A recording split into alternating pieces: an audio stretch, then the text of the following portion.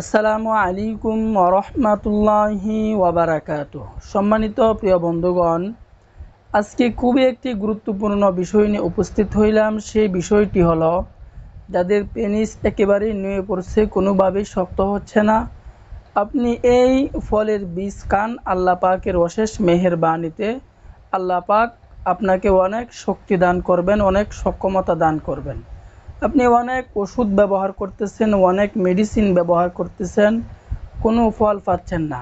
আপনি ঘরোয়া উপায়টি, এই ঘরোয়া যেই ফলটি প্রত্যেকের ঘরে ঘরেই থাকে, আমরা সকলেই সেই ফলটির সাথে সকলেই পরিচিত।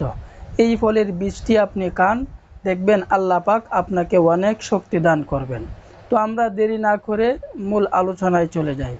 দেখুন, আল্লাহ পাক রব্বুল আলামিন প্রত্যেকটি মানুষকে একটা যৌবনকাল দিয়েছেন। আমাদের মাঝে অনেক যুবক ভাই এবং বোনেরা আছে যারা অসৎ রাস্তায়, বিভিন্ন খারাপ রাস্তায় হস্তমৈথুন করে একেবারে নিজের জীবনটাকে আপনি নষ্ট করে ফেলছেন। আপনি এই গাছের এই ফলের বীজটি খান, দেখবেন আল্লাহ পাকের অশেষ মেহেরবানিতে আল্লাহ পাক আপনার ক্ষতিটা যে হয়েছে এটার কিছুটা হলেও আল্লাহ পাক রব্বুল আলামিন পূরণ করে দিবেন। আল্লাহ পাকের উপরে ইয়াকিন রেখে, বিশ্বাস রেখে আপনি এই গাছের এই ফলের বীজটি খান, আল্লাহ পাক আপনাকে অনেক শক্তি দান করবেন, অনেক সক্ষমতা আল্লাহ পাক রব্বুল আলামিন দান করবেন। তো আমরা মূল আলোচনায় চলে যাই।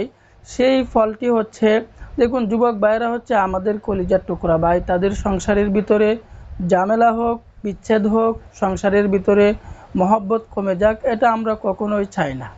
বরং কলিজার টুকরার আমাদের যুবক ভাইরা তাদের সংসারের ভিতরে সুখ আসুক, শান্তি আসুক, আমরা এটাই চাই। তো ওই ফলটি হচ্ছে, যা আমরা সকলেই চিনে থাকি, আমরা গ্রাম অঞ্চলে সেই ফলটিকে আমরা কুমড়ো বীজ বলে থাকি।